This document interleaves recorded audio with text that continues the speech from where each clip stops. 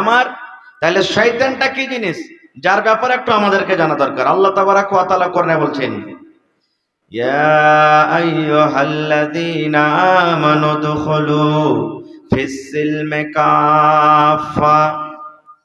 আল্লাহ তাবারাক ওয়া তাআলা কোরআন মাজিদের আয়াতটাতে আল্লাহ তাবারাক ওয়া তাআলা নিজে ডাক দিয়ে বলছেন, ও আমার ঈমানদার বান্দা বান্দিরা শুনে নাও।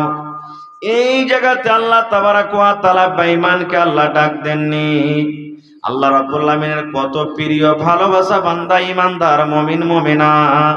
আল্লাহ মুমিন মুমিনাকে কত ভালোবাসেন।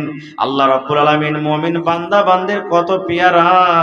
আল্লাহ রাব্বুল আলামিন মুমিন বান্দা বান্দিদেরকে ডাক দিয়ে বলছেন, ও আমার ঈমানদার বান্দা বান্দি তোমরা শুনে নাও, যারা আমাকে বলে বিশ্বাস করেছো, যারা আমার কোরআন বলে বিশ্বাস করেছো, যারা ইসলাম কবুল করেছো, জান্নাত জাহান্নাম বলে বিশ্বাস করেছো, আল্লাহ রাব্বুল আলামিন ওই সমস্ত ঈমানদার বান্দা বান্দিকে ডাক দিয়ে বলছেন, ঈমানদার বান্দা বান্দিরে, আমি যে তোমাদেরকে ধর্ম দিয়েছি, আমি যে তোমাদেরকে মাযহাব দিয়েছি ইসলাম, এই ইসলাম ধর্মে, ইসলাম মাযহাবে তোমরা পরিপূর্ণ হয়ে যাও, ইসলামে তোমরা পূর্ণভাবে দাখিল হয়ে যাও, ইসলামে তোমরা পূর্ণভাবে তোমরা ঢুকে যাও। একটা উদাহরণ দিই। আপনার বেটা দিল্লি গেছেন, মনে করেন আপনার বেটা দিল্লি গেছেন। এবার যেমনই বাড়ি থেকে বের হয়, মানুষের নিজের বেটা বেটির পরে ময়া দয়া থাকে কি থাকে না ভাই? জোরে বলেন, থাকে না থাকে না? যখনই বাড়ি থেকে বের হবে তখন মা, খাস করে মা বলবে, কারণ বাপের থেকে মার বেশি ছেলে পেলের উপরে ময়া মহব্বতটা বেশি হয়। যখনই ছেলেটা বাড়ি থেকে বার হইবে তখনই বলবে, এ আব্দুল্লাহ, আব্দুর রহমান বেটা রে, এ জামিল আক্তার শোন, দিল্লি যাবি বেটা রে, পাঞ্জাব তুই যাবি রে ধন। বেটা তুই যখন গাড়িতে চাপবি রে বেটা, ভালো করে চাপবি বেটা রে, সময়তে পানি পান করবে, সময়তে খানা খাবি রে ধন। গাড়িতে তুই দেখে শুনে যাবি। ও আমার কলেজের টুকরা শুন, কোনো বেটি ছেলের দিকে নজর করবি না রে ধন, কোনো মেয়ে ছেলের দিকে তাকাবি না বেটারে, ভালোভাবে রাস্তাতে যাবি। আমি আল্লাহর কাছে দোয়া করি যেন আল্লাহ তোমার সফরকে কামিয়াব করে। আমি আল্লাহর কাছে দোয়া করি আল্লাহ রাব্বুল আমিন যেন তোমাকে সহি সালামতে পৌঁছিয়ে দেয়। এই মুসলমান, কেন মা এরকম ভাবে বলে, বাপ কেন বলে? এজন্য বলে রে, বেটার উপরে তার ময়া আছে, বেটার পরে তার দয়া আছে। আমার ছেলেটা যদি হয়তো সমাতে যদি না খায় হয়তো রোগ হয়ে যাবে, বেমার হয়ে যাবে। আমার ছেলেটা যদি কোনো মেয়ে ছেলের দিকে দেখে, আমার ছেলেটা যদি কোনো নারীর দিকে দেখে, হয়তো ওই লোকেরা আমার ছেলেটাকে মারবে, পিটবে, কাটবে। এই জন্য মা বারবার ছেলেকে নসিহত করে। আল্লাহ রাব্বুল আলামিন এই মতো ঈমানদার বান্দা বান্দীদেরকে আল্লাহ এত ভালোবাসেন।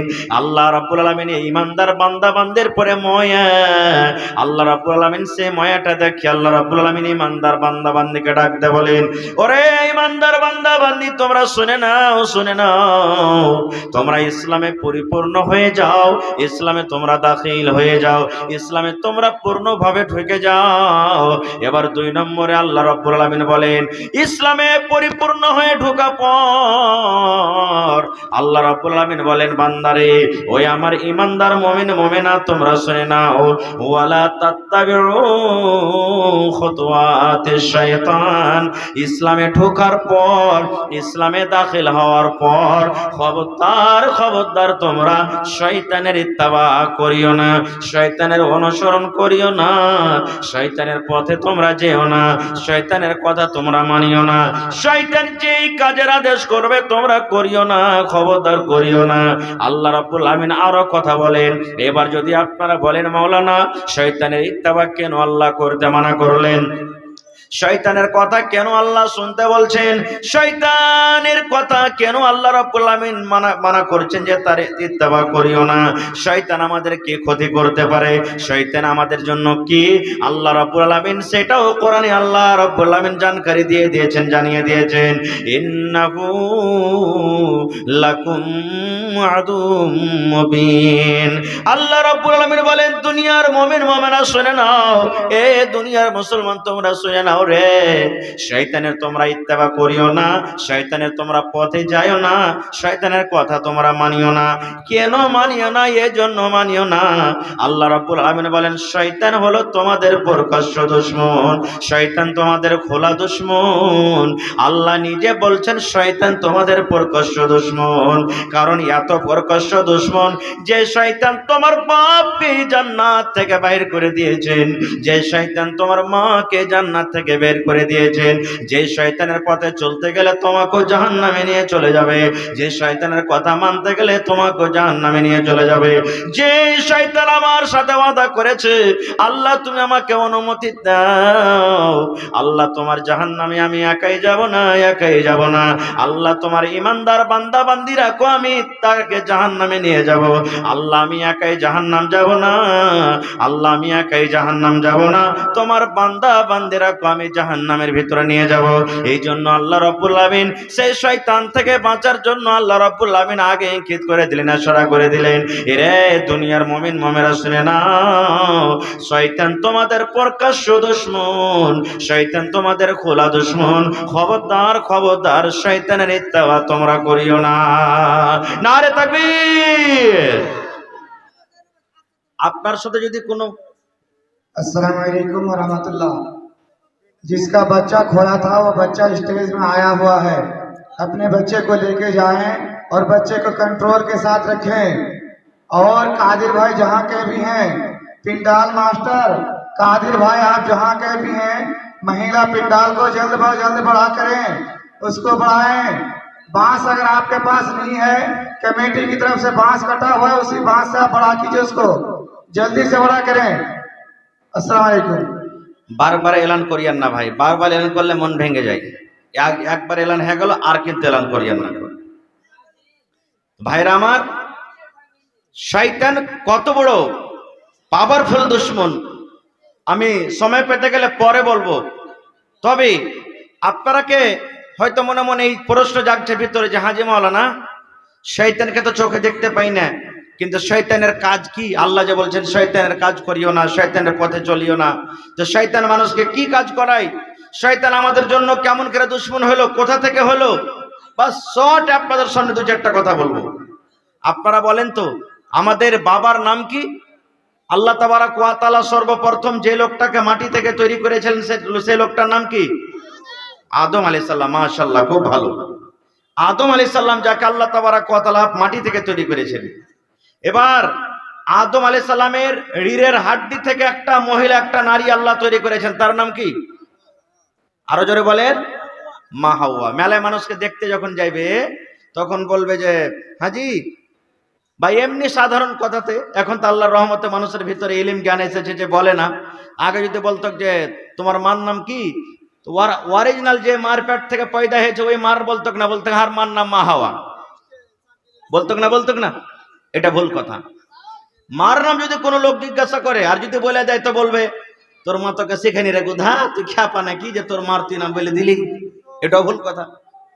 আপনি মার নাম জিজ্ঞাসা করলেন তো মার নাম বলবে না, মার নাম বলতে পারে। আরো একটা কথা শুনেলেন, যদি কোনো অফিসার ধরেন জানগান্না করতে এলো, এই যে জানগান্না চললো কিছুদিন, ঘর গান্না জানগান্না চললো, কত ভাই হয়তো দিল্লিতে মাঠে কামে দিকে চলে গেছেন।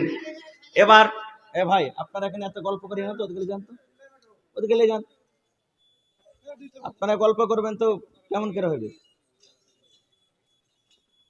তো যত জানগান্না ঘর গান্নাতে এসেছে, আসা পর যদি হয়তো আমার কোনো মা খালা দাদি নানি বাড়িতে আছে, আর বাড়িতে থাকা পর যদি বলে যে তোমারা পাতি কা নাম क्या है, তো শরমে কইবে না, খুব শরমে বলবে না, আরো ওকে কইবে মিন সে একা হ্যাঁ, কারণ আমার পুরুষের কথা কইছে, পুরুষের কথা বলতে হয়, বলবে না খুব। আচ্ছা বলেন তো, যদি পুরুষের কথাটাও না বলবে, তো যারা জনগান্না করতে এসেছে, ঘর গান্না করতে এসেছে বা এর ধরনের আর কোনো কাজ এসেছে, ওরা জানতে পারবে যে ভাই, তখন তো ওর নাম হয়তো ডাবলু লিখে চলে গেল, বা ভোল্টু লিখে চলে গেল, ইয়া পোলু, ইয়া সোলু, ইয়া ঝাটু, ইয়া ঝড়ু, কিছু লিখে যাবে না, যাবে না?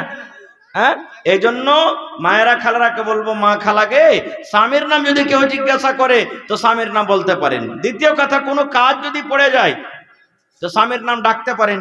সে শ্বশুর বসে থাক, ভাসুর বসে থাক, দাদু বসে থাক, নানা বসে থাক, নানি বসে থাক, মা বসে থাক, ডাকতে পারে। ইয়া যদি এতখানি লজ্জা লাগাতে বলতে পারে সুলেমানের বাপ, তো সুলেমানের বাপ তো সব জায়গাতে বলা চলবে না? চলবে কি? যদি এখন জিজ্ঞাসা করে তোমারা পতি কা নাম क्या है जी, যদি বলে সুলেমান কা বাপ, তো চলবে? চলবে না। ওর যেটা আসল নাম সেটা বলতে হবে। যদি মায়েরা খালারা আগে ঝাট, মৌলভী সাহেব কেমন কথা বলছো, পুরুষের নাম কি কোহার হাদিসা আছে? আছে, আছেই। বলবেন কেমন করে? আল্লাহর নবীর জামানাতে একজন সাহাবী ছিলেন যার নাম হলো সাফওয়ান বিন মুআত্তাল রাদিয়াল্লাহু তাআলা আনহু। সাহাবীটার নাম হলো কি? সাফওয়ান বিন মুআত্তাল রাদিয়াল্লাহু তাআলা আনহু। আপনারা যেমন আজকে বসে বসে জালসা শুনছেন, নবীর দরবারে মজলিস লেগে আছে, হয়তো দিনের কথা বা আরো কোনো কথা চলছেন, সাহাবায়ে কেরাম বসে আছেন, আর সাফওয়ান বিন মুআত্তাল রাদিয়াল্লাহু তাআলা আনহু কিন্তু এই মজলিসে আছেন। এবার কিছুক্ষণ পর সাফওয়ান বিন মুআত্তাল ওর স্ত্রী যে বাড়িতে আছেন, নিজের স্বামীর ব্যাপারে কেস করতে চলে গেছেন নবীর দরবারে। নিজের স্বামীর শিকায়ত নিয়ে কেস করতে গেছেন। আজকে আমরা কেস করি, ভাই ভাই লড়াই হলো, জমিলিয়া ঝগড়া হলো, বা আরো কোনো কারণে ঝগড়া লড়াই হয়, তো আমরা থানাতে কেস করতে যাই, কোর্টে কেস করতে যাই, যাই কি যাই না? কিন্তু আল্লাহর নবীর জামানাতে নবীর দরবারটা হলো থানা, কেস, আদালত, সবকিছু। তো সেই মহিলা নিজের স্বামীর ব্যাপারে কেস করতে গেছেন আল্লাহ রসুলের দরবারে। এবার মনে মনে আবার বলছেন, যারে নিজের স্বামীর ব্যাপারে কেস করতে যাব, হয়তো আমার স্বামীটা রাখবে নাকি, কিছু বলবে নাকি, তবে বলছেন না, কেস করতে যাব। এ মায়েরা খালারা, কি নিয়ে কেস? আমাকে মারছে, আমাকে খেতে দেয় না, আমাকে কাপড় দেয় না, আমাকে ব্লাউজ দেয় না, আমাকে পাউডার দেয় না, আমাকে তেল সাবান দেয় না, এই জন্য কেস না।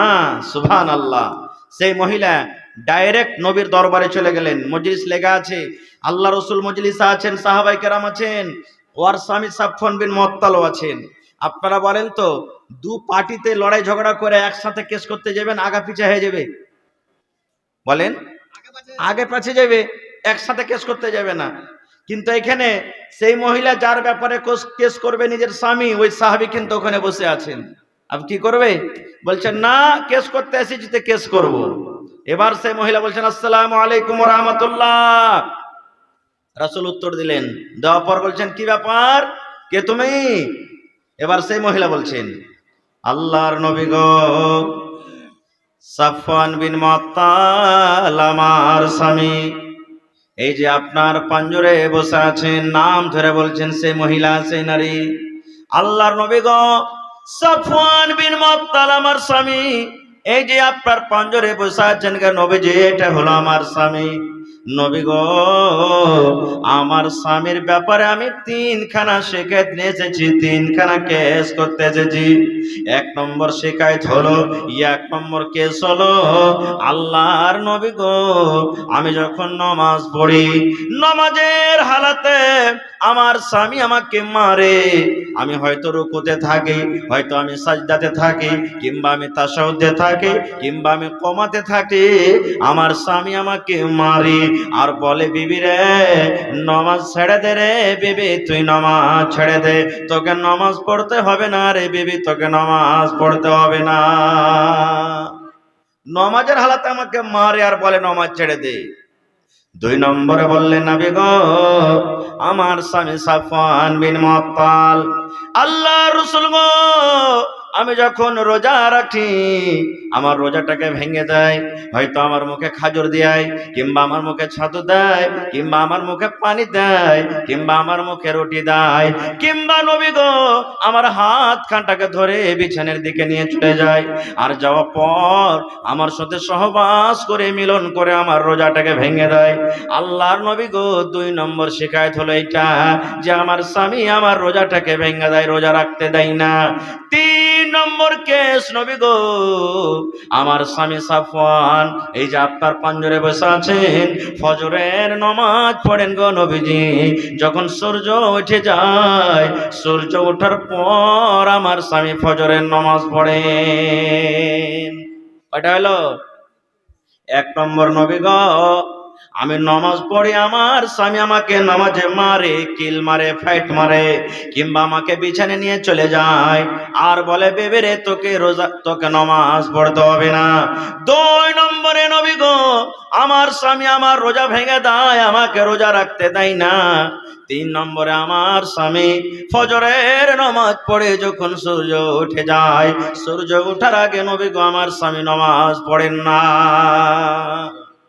3টা যখন শিকায়ত করা হয়ে গেল, এইবারে নবীজি তার স্বামীকে বলছেন, সাফওয়ান, তোমার স্ত্রী তোমার ব্যাপারে যে 3টা শিকায়ত করেছে বাবা, এগুলো কেমন, কতখানি সত্য কতখানি মিথ্যা? সুবহানাল্লাহ। এই জামানার যদি আমরা মানুষ হইতাম, তো আমাদের স্ত্রী যদি কোনো মুখের সামনে, কোনো মন্ডলের সামনে, কোনো মডলের সামনে যদি এরকম শিকায়ত করতো যে আজি মুখিয়াজি জানেন আমার পুরুষটা রাত দিন চুরি করছে, কত মানা করছে তো শুনে না, খুব রাত দিন ও এরকম ওরকম করছে, বলেন বাড়িতে এসে ওকে ধুরমুস দিয়া ওকে ধুনবে না, খুঁট বেড়ে দিয়ে মারবে না, একবারে আছি লেকেরা দিবে, হালির বেটি হালি, তোকে খাইতে দিয়েছি, কাপড় দিয়েছি, পিনতে দিয়েছি, এই দিচ্ছি ও দিচ্ছি, আর তুই আমার ব্যাপারে শিকায়ত করছিস, এই কথাটা বলবে। কিন্তু রে সুবহানাল্লাহ, একজন সাহাবে যার সিনাতে কোরআন, সে সাহাবী মনে মনে বলছেন, আল্লাহর নবী গো, আজকে যদি আমি মিথ্যা কথা বলে দিই, না নবী গো, আমার বিবিকে আমি নামাজের হালাতে মারি না, আমার বিবির আমি রোজা ভাঙ্গি না, আমি সূর্য ওঠার আগে নামাজ পড়েনি, হয়তো আজকে আমি পাস করে যাব, আপনার সামনে আমি মিথ্যা বলে পাস করে যাব। কিন্তু যেদিন কিয়ামত কায়েম হবে, হাশরের ময়দান হবে, ওই কিয়ামতের দিন আল্লাহ রাব্বুল আলামিন কোরআনে বলেন, আল ইয়াউমা নাখতিমু আলা আফওয়াহিহিম ওয়া তুকাল্লিমুনা আইদিহিম ওয়া তাশহাদু আরজুলুহুম বিমা কানু ইয়াকসিবুন। আল্লাহ রাব্বুল আলামিন বলেন, ওই কিয়ামতের দিন আল্লাহ মানুষের মুখে মোহর লাগিয়ে দিবেন, আল্লাহ রাব্বুল আলামিন মোহর লাগিয়ে দিবেন। এই যে মুসলমান বাচ্চা দুধ না পান করে, আমরা বাচ্চার মুখে যে টুনি লাগিয়ে দিই যেন বাচ্চা দুধ না পান করে, এই মতো আল্লাহ রাব্বুল আলামিন কিয়ামতের দিন মানুষের মুখে মোহর লাগিয়ে দিবে। এবার আল্লাহ রাব্বুল আলামিন জিজ্ঞাসা করবেন, বান্দারে বল নামাজ পড়েছিলি কিনা, বান্দারে বল রোজা করেছিলি কিনা, বান্দারে বল তুই মদ পান করেছিলি কিনা, বান্দারে বল তুই বেঈমান শয়তান কাজ করেছিলি কিনা। এই যখন মুখ বন্ধ হয়ে যাবে, কে কথা বলবে? আল্লাহ রাব্বুল আলামিন বলবেন, ওয়াক্তু কাল্লিমুনা আইদিহিম, এই যে আজকে আমাদের হাত কথা বলতে পারে না, সেই দিন আল্লাহ রাব্বুল আলামিন হাতকে আদেশ করবে, হাত রে তুই বল, হাত রে তুই বল, হাত রে তুই বল। এবার হাত পটপট পটপট পটপট করে কথা বলতে লাগবে, আল্লাহ আমার দ্বারাতেই করেছিল, আল্লাহ আমার দ্বারাতেই করেছিল, আল্লাহ আমার দ্বারাতেই হয়েছিল, আল্লাহ আমার দ্বারাতেই হয়েছিল। এই করতে করতে বলতে বলতে ওয়া তাশহাদু আরজুলুহুম, পায়ে গাওয়া দিয়ে দিবে, সাক্ষ্য দিয়ে দিবে, হ্যাঁ আল্লাহ হাত যা বলছে ঠিক বলছে, হ্যাঁ আল্লাহ হাত যা বলছে ঠিক বলছে, বিমা কানু ইয়াকসিবুন, দুনিয়াতে যা কিছু আমরা করব। আর মুখ তো বন্ধ, মুখ কিছু বলতে পারবে না। এবার যখন হাতে পটপট করে সব গাওয়া দেবে, তখন মুখ কি বলবে জানেন? এরকম এরকম বলবে, মানে কি? মুখ বলবে যাই হাত, আর তুই তো আমারই, তুই আমার বিপক্ষে, আমার পার্টিতে, আমার দলে না থেকে, আমার হয়ে না হয়ে তুই অন্য, তুই আজকে আমার বিপক্ষে কথা বলছিস, উল্টা কথা বলছিস, ব্যাপারটা কি? ও তো মুখ দিয়ে বলতে পারবে, তখন করবে। এবার সে সাহাবী বলছেন, আল্লাহ নবী গো, আমার বিবি আমার ব্যাপারে 3খানা কেস করেছে গো নবীজি, আমার ব্যাপারে আমার বিবি যা বলেছে সব সত্য, সব সত্য, একটা মিথ্যা নয়। আল্লাহ নবী গো, এটা সত্য, আমার বিবিকে আমি নামাজের হালাতে মারি, আমার বিবির আমি রোজা ভেঙে দিই, আর আমার ফজরের নামাজ পড়তে কিন্তু সূর্য উঠে যায়। নবী বলছেন, আরে বাবা, নামাজটা হতো একটা আল্লাহর ইবাদত, তো নামাজের হালাতে তোমার বিবি কি কেন মারছো? নামাজের হালাতে তো মারতে হয় না, আরে মারা দূরের কথা, এদিক ওদিকে দেখতে হয় না, গল্প করতে হয় না, নামাজটা একটা আল্লাহর ইবাদত, খুশু খুজুর সাথে নামাজ পড়ছে, তুমি তাকে কেন মারো? এই আমার মায়েরা, খালারা, এবারে সেই সাফওয়ান বিন মুআত্তাল রাদিয়াল্লাহু তাআলা আনহু বলছেন, আল্লাহর নবী গো, আপনি আমাকে প্রশ্ন করলেন কেন মারো নামাজের হালাতে, আর আমার বিবি আপনার দরবারে শিকায়ত করেছে আমার স্বামী আমাকে মারে। তবে কেন আমি মারি, মারার দরকার কেন আমার হয়? আল্লাহ নবী গো, আমি একটা মানুষ, আমার মধ্যে কোরআন আছে, আমি আপনার সাহাবী, আমি আল্লাহকে দেখে ভয় করি, জাহান্নামের ভয় আমার আছে। কিন্তু নবী গো, কেন আমার বিবিকে আমি মারে? তবে শুনেন, আমি একটা গরিব মানুষ, সারাদিন মাঠে কামে কাজে চলে যাই, আমি কাম কাজ করে যখন সন্ধ্যাবেলাতে বাড়ি আসি গো নবীজি, আমার বিবি আমাকে খানা দিয়ে দেয়, আমার বিবি আমাকে পানি দিয়ে দেয়, আর আমার জন্য বিছানা লাগিয়ে যায়। এইবার আমি এশারের নামাজের পর আমি বিছানার দিকে চলে যাই। এইবারে নবী গো, আমার বিবি নামাজ পড়তে শুরু করে, নামাজ পড়তে শুরু করে। আমি ভাবলাম এই তো বুঝেন আমার বিছানায় এখন আসবে, আমি ভাবলাম এই তো বিছানায় আসবে, কিন্তু আল্লাহর নবী গো, আমার বিবি আমার বিছানায় আসে না, বিছানায় আসে না।